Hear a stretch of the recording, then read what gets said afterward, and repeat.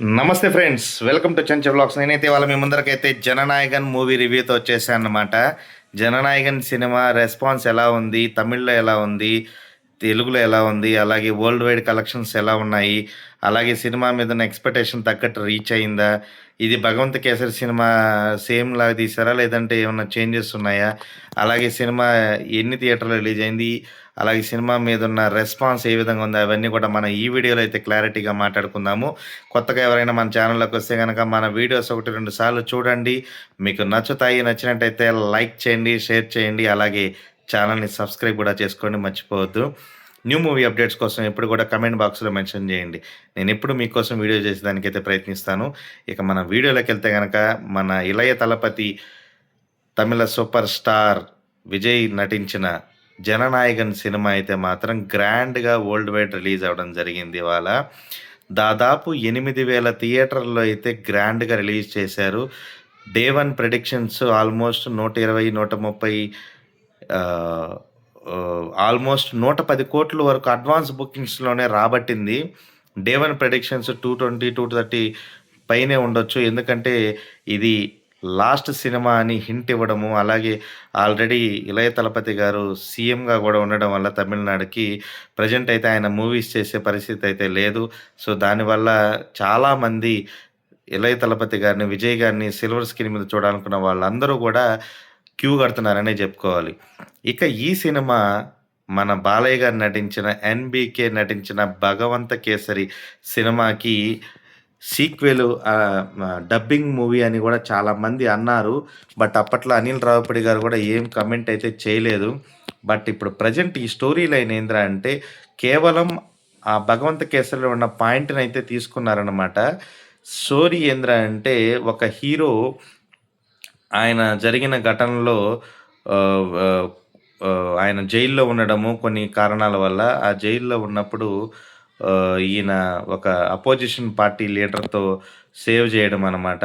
ఆ సేవ్ చేయడం వల్ల ఆయన అది గుర్తుపెట్టుకునడం, ఈయనకి జైలరు పరిచయం బాగా ఉండడం, ఆ జైలరు సంబంధించి అనివార్య కారణాల వల్ల ఆయన చనిపోవడము, ఆ చనిపోయిన ఆయన డాటరే మమితా బిజు అనమాట. ఈ తెలుగులో అయితే శ్రీలీల గారు చేశారు. బట్ ఈ సినిమాలో అయితే మమితా బైజు చేశారు. సో ఆమె అయితే ఈ సినిమాలో చాలా బాగా నటిస్తుందని అనుకున్నాము. దానికి తగ్గట్టుగా అయితే తమిళ్లో అయితే మంచి రెస్పాన్స్ ఉంది, కానీ తెలుగులో అయితే అంతగా లేదు. శ్రీలీల క్యారెక్టర్ని మెప్పించలేకపోయిందనే చెప్పుకోవాలి. సో ఆమె క్యారెక్టర్లో ఆమెను కాపాడుతూ ఉండే ప్రయత్నంలో కొన్ని రాజకీయ శక్తులు రావడము, ఆ రాజకీయ శక్తులతో ఈయన అపోజిషన్ పార్టీ లీడర్ని కాపాడి ఉండడం వల్ల అది ఈయనకి ప్లస్ అవ్వడము, సినిమా మొత్తం కూడా రాజకీయాల చుట్టూ తిరుగుతుందనే చెప్పుకోవాలి. సో మరో క్యారెక్టరు కాజల్ అగర్వాల్ గారు చేసిన క్యారెక్టరు దీంట్లో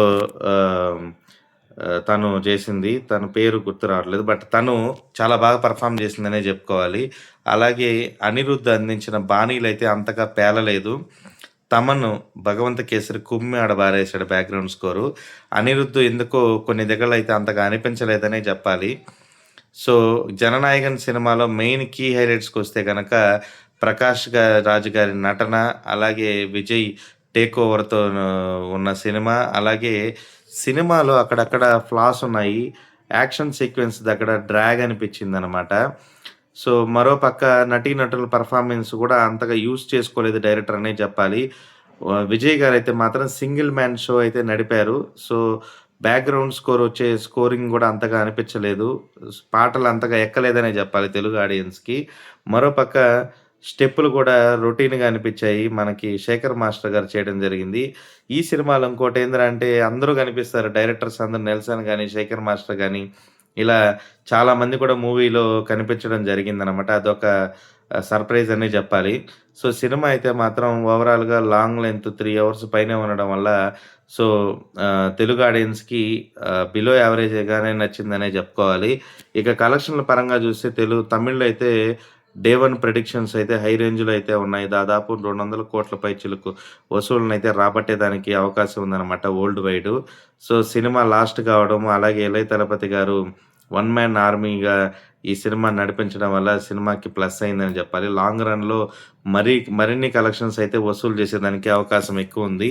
సో, బాలయ్య గారిని నటనని మెప్పించే విధంగా విజయ్ గారిది ఉందా అంటే కొంచెం తక్కువైందనే చెప్పుకోవాలి.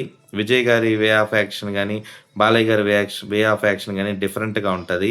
సో, బాలయ్య గారిని బీట్ చేయాలంటే అంత మామూలు విషయం గాదు. బట్ కొంచెం మ్యాచ్ చేశారనే చెప్పుకోవాలి ఆ ఎనర్జీ లెవెల్స్‌ని. సో, ఓవరాల్‌గా అయితే సినిమా అయితే తెలుగులో బిలో యావరేజు. అలాగే తమిళ్‌లో అయితే మాత్రం హిట్ రెస్పాన్స్‌తో దూసుకెళ్ళిపోతాంది. సో, మరిన్ని వీడియోస్ కోసం అయితే చెంచల్ వ్లాగ్స్‌ని లైక్ చేయండి, షేర్ చేయండి. కొత్తగా ఎవరైనా మన ఛానల్‌లోకొస్తే మన వీడియోస్ చూడండి. అంతవరకు సెలవు. ఇట్లు మీ Chenchal vlogs signing off. Bye bye.